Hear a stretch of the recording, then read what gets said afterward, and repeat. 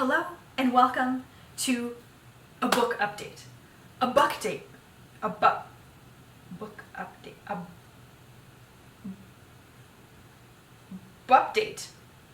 Book date, if you will. It is Sunday.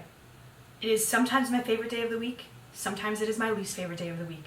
Today, I'm feeling pretty good about it. Today, Sunday is ranked high up on my list of favorite days of the week. And I thought a good way to spend this enjoyable Sunday is to update you all on the books that I am currently reading. As you saw in my last video, there are lots. I am on the go with many books. And I have since added some new ones, and I have since decided that I'm going to stop other ones. Well, one in particular, and I think we should start there, the one that I'm definitely no longer going through, and that is the second book in the Fortuna Sworn series, Restless, Slumber. If you will recall, I said I thoroughly enjoyed the first book. And now that I reflect on the fact that I enjoyed the first book, I can find that I was very naive while reading that book. I was just so excited to be reading fantasy again that I kind of disregarded the lapse in the storyline. I disregarded the oddities that kind of came up in the writing, and I kind of just brushed those aside and thought, wow, it's awesome that I'm reading about mythical creatures. And then I hopped right into the second book. I finished the first book in the span of a day, hopped into the second book, and that was already 2 weeks ago, and I'm still not done the book because I am sick and tired of it. I'm reading it on my Kindle, right here. Well, not my Kindle, sorry, my iPad, but the Kindle app on my iPad. And I'm on chapter 24, which is 73% finished the book. So I'm 73% finished the book, and I think I'm going to end it here. I do not think I can bring myself to finish the last portions of this book. I will not talk too long on this subject because it gets me worked up about how much I'm disliking this book. However, I will say this. Sentence structure, poor. Grammatical errors, lots of them. Romance between Caliph and Fortuna, really annoying. And it seems like the author was going for a slow burn romance, and it feels like they've been stuck in the same spot pretty much since the first novel. There's been very little change. We're 73% done this book, and they just went on their first date. I don't know, it's not really feeling, I'm just not vibing with the romance. And there's only so many ways you can say how attractive a guy, like a fairy, is, and we've exhausted all of them, and yet there's still more. Every time Fortuna looks at Caliph, there is some more description of what she likes about him, and believe me, very sweet.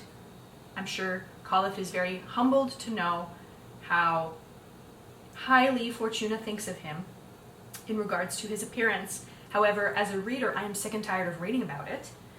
And Damon is really annoying. There's been no progression in what he feels towards his sister. Like, he still hates his sister, even though she's done like so many things for him. Honestly, to go back to the biggest thing that's bothering me is just the dialogue and the sentence structure does not flow well. It's really hard. It's just not coexisting well. It's not fitting well together, and for that reason, I am going to call it quits here. I am no longer going to read this book, and I used to be somebody who had to finish a novel or die trying, even if I disliked it. However, life is too short, and I have so many other books that I want to get to, so it's really not worth it. So that's the first book. Next, I've been reading Wicca, a Guide to the Solitary Practitioner by Cunningham, and this is like my education book. I'm really enjoying it, and I'm on chapter 13, which is about ritual design, and that's just about halfway through, I would say. I'm taking this at a slow pace because there's a lot of knowledge to be acquired from this book, and I don't want to rush through it. This is a lifestyle change that I'm looking to make, by looking more into witchcraft and into Wicca and deciding whether the religion of Wicca is a good fit for me, or whether witchcraft without the religious aspect is a better fit for me, what kind of resonates with me more. So I will be acquiring many more books on witchcraft and Wicca in the future. And on that note, I checked my local library, and they don't have much. I might try a couple of the books that they have on Wicca. There's not much about witchcraft, so we'll see. I might pick up a couple of books and borrow them instead of purchase them, because it get very expensive to buy books, especially educational books. They tend to really rack up the price on that. So I'm going through that and I'm really enjoying it. The next one, I mentioned that I was reading The Untethered Soul. I am on chapter 10, which is Stealing Freedom from Your Soul. And as I mentioned last time, this is kind of a hit or miss book for me. However, it is enjoyable enough, and it is nice to end my day by reading something about introspection. I really do appreciate that. So I'm still going through that at a slow pace. No progress on When We Are Bold. Haven't read another essay in here, so I'm just going to skip that. As you saw in my last video, I did get A Discovery of Witches from my local, my university library. So I'm going to, now that I've dropped Fortuna Sworn, I'm going to pick this up right away. I think I'm probably going to start reading this today. Yeah, so I'm really excited about that. So I'm going to, this is a book that's going to have to stay at home. Like, I'm not going to take this to work with me because of the condition of the book. Like I was showing you last time, like it's really torn. So this is going to have to be a book that I keep safe at home. I don't want to be throwing it in my book bag and then finding out that I've ripped the title, or sorry, ripped the title page completely off. The front page completely off. So I'm going to be starting this today. Super exciting. I'm listening to my first ever audiobook, and I decided to go with the book Snow by Orhan Pamuk. An exiled poet named Ka returns to Turkey and travels to the forlorn city of Kars. His ostensible purpose is to report on a wave of suicides among religious girls forbidden to wear their headscarves. But Ka is also drawn by his memories of the radiant İpek, now recently divorced. Amid blanketing snowfall and universal suspicion, Ka finds himself pursued by figures ranging from İpek's ex-husband to a charismatic terrorist. A lost gift returns with ecstatic sadness. A theatrical evening climaxes in a massacre, and finding God may be the prelude to losing everything else.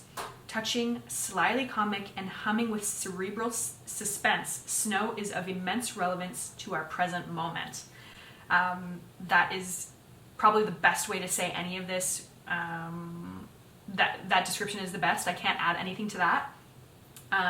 So just to kind of summarize, it's Ka, who the protagonist is Ka, and he is returning to Kars, which is this little town that he has not been to in a very long time, over a decade. And he is visiting, and he is hit with memories of people from his past, and he's meeting up with them now and finding out how they've progressed and changed. And one of them is İpek, this woman whom he comes to the city of Kars, or the town of Kars, to hopefully marry. He realizes that his intention for coming out this way, one of the big ones, was to see İpek again after realizing she's been divorced. But there's so much more that goes on, and the narrator does a fantastic job of being this omniscient presence. So individual chapters give us perspectives from different characters, and that gives a very well-rounded description of the political time that was occurring in this book.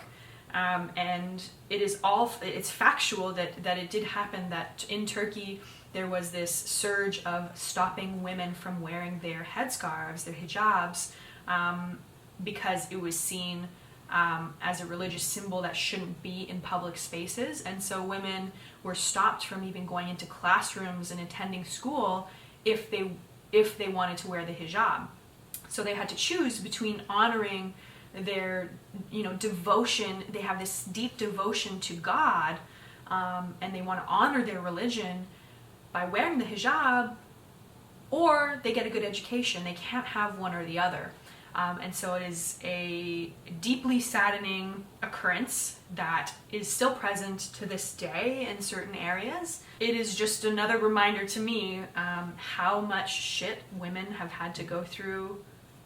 And it is really saddening to hear, once again, that women are the ones who are subject to these changes that need to be made. Society sees us as the ones who need to be changed. And that when we stand up for our religion, it means that we, we're radicals. Or if we try to get an education, maybe our family thinks, holy crap, like, why aren't you religious anymore? It's very sad. It's very sad, but this book is really, really interesting. And I'm only 16% through, and I need to return the book in 6 days. And so I don't know if I'll be able to finish it. It doesn't look like anybody has it on loan after me, though. So I might be able to renew it. So that's exciting.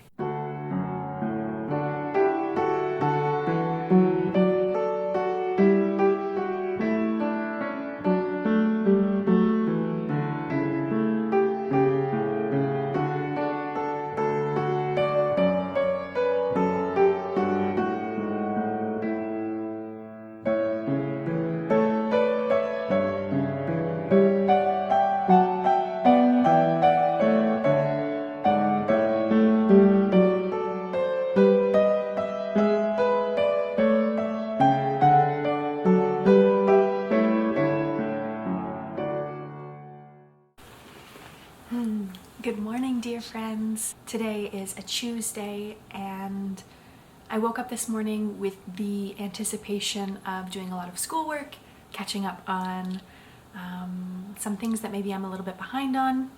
However, yesterday and today are actually days off from school.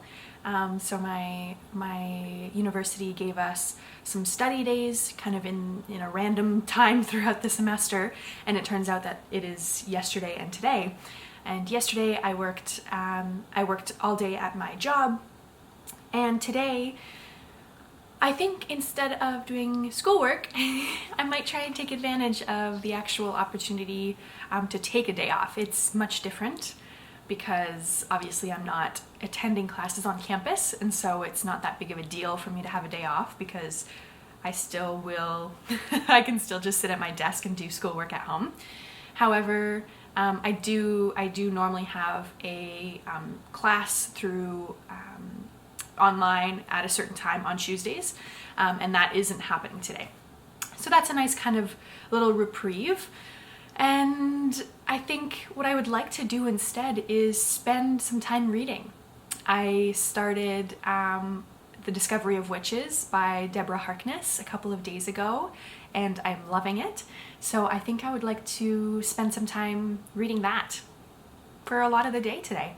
And that'll include some drinking of tea. I'm feeling very much like I want to drink tea. The main character, Diana, in the book, loves her tea. And there have already been, I'm only a few chapters in, maybe several chapters in, and there have already been multiple mentions of how she loves to drink her tea strong. And so I think I'm going to brew myself some tea instead of coffee this morning. I'll have some black tea and set myself up on a comfy seat, and start reading, or continue reading, because I have already done some reading this morning. I think that's how I want to spend my day. It's quite gloomy outside. The temperature is getting more mild as we head closer and closer towards spring. However, the sun is not out today. And so it is a perfect opportunity to spend some time curled up in a nook, reading a book. Wow, I am a poet. Curled up in a nook, reading a book. How did I come up with that? So I'm going to start brewing my tea, and then we will get settled on the couch.